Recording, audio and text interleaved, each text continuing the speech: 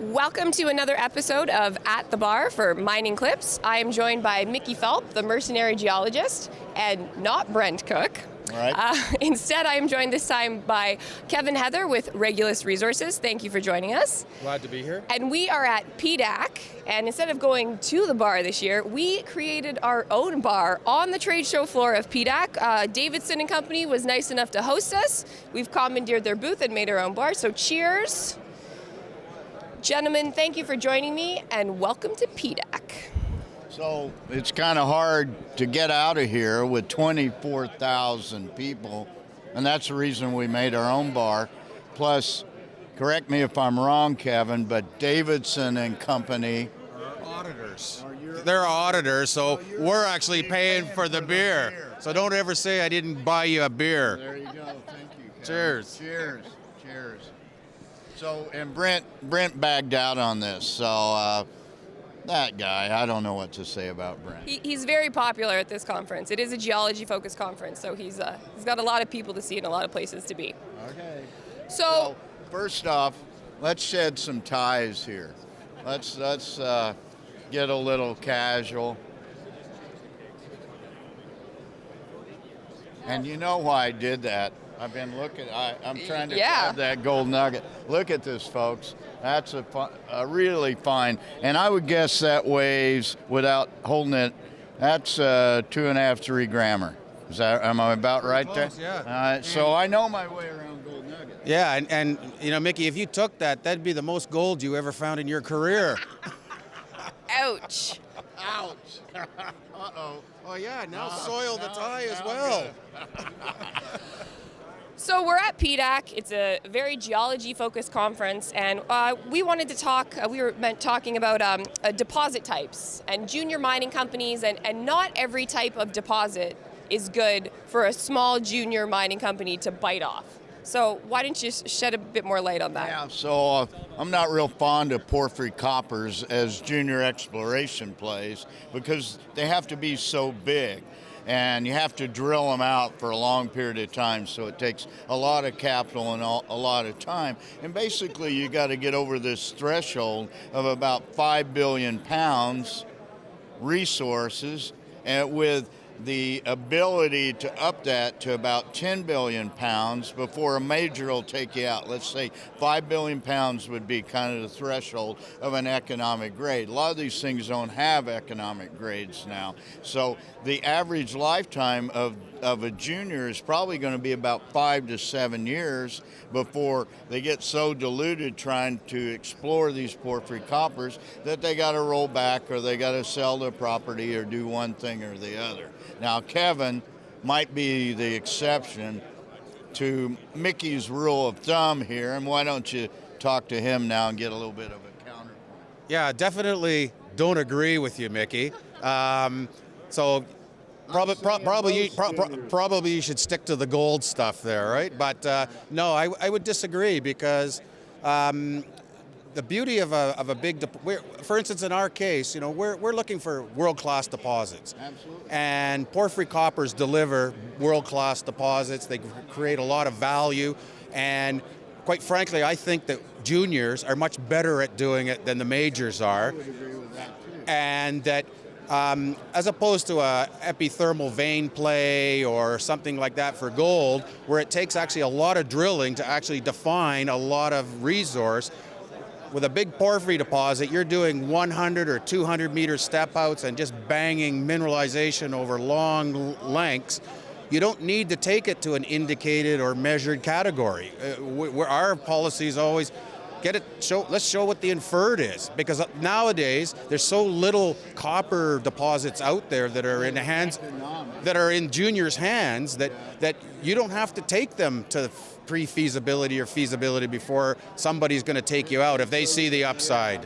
So I understand that. So you're talking about drilling on 400 meter centers or 2 to 400 meter centers, wide space drilling.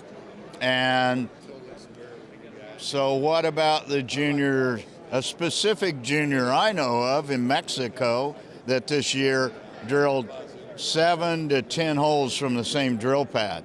So What do you think about something like that? Well, Looking for a porphyry copper. well, if they're doing that, then they're basically trying to. I think they're not trying to find an ore body. They're mining the shareholders. They're mining the stock market, and that's my point. Yeah. So I would make the point, Kevin, that you're the exception to this rule with Antares, which is sold. I think to First Quantum. Is that right? About 6 or 7 years ago, maybe 5 years. 2010. Yeah, so 8 years ago. God, we're getting old, Kevin. Yeah. So you were successful there, and you took the same team, and now you're doing it again. We think with Regulus. Correct. Yeah. So we're onto a similar kind of system.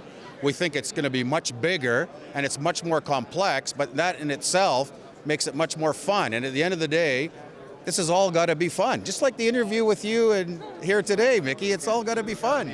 So let's let Kelly talk. I would disagree a bit as well. So I'm with us. I'm glad she's on my side because I don't want her to be against me. So Okay.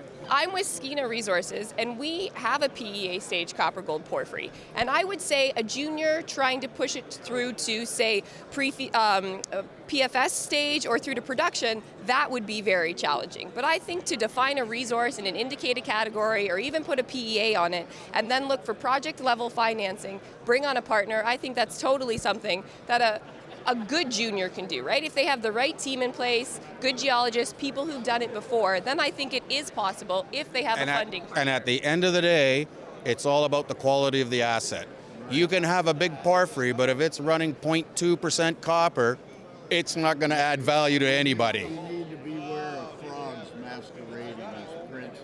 Yeah. And if they can't hear me, Sorry. you need to be aware of frogs masquerading as princes. And it would appear to me there's a lot of people. You have a track record doing it. I really think your group is one of the few that have successfully implemented this sort of exploration. It's not for everybody. Let's agree. Can we agree on that? I agree, and I don't think it's because we're necessarily better than everybody else, but we have a vision of we think big, because if you don't shoot for the stars, then you're never going to find something big. So how about the price of copper? How does that affect it? I mean, it hasn't, the last few years, the price of copper has not been the greatest. So how has that affected, has it changed your exploration approach, or have you had to look for higher grade projects, or have you just stayed the course knowing that copper prices would go up? Actually, it was a great opportunity for us because there was a lot of distressed companies, and they had honestly, I mean, it sounds bad, but this last long-term depression has been the best thing that could ever happen to us. And I understand that because I'm seeing things now that would never have come out if it hadn't been for that 5-6 year downturn in the business. So I agree. yeah. Basically, the asset that we landed on now in Anticoria in Peru, that was a bottom-feeding exercise on our part. We found a company that was distressed, had no money, great asset, no technical team. We had money, technical team, looking for a good asset. It was a perfect marriage, and now we're moving that forward. And you know, if you look at the effective price we paid for the resource that was in the ground, it's fractions of pennies on a pound. Absolutely. So let's drink up here. This guy, he's talking so much, he's not drinking. We just hired our waitress. We will tip our waitress well. We're gonna get about 3 more beers coming in here. Thank you, Sonia. Since we are talking about porphyry coppers, those are big, high fluid systems, so we've got to replenish All the. right, we'll catch up here, Kevin. So I think perhaps maybe we've changed your mind slightly, that with the right junior, the right team, the right deposit. No, you didn't change my mind, because I set this whole thing up because I admire what this guy and his partner John Black have done, but I really still think they are the exception to Mickey's rule of thumb. So that's a great note to end on. That's a positive endorsement, and the check's in the mail. All right. So thank you very much, Mickey Fulp and Kevin Heather, for joining me today. I'm Kelly Earle with Skeena Resources, and this has been At the Bar for MiningClips. Salute.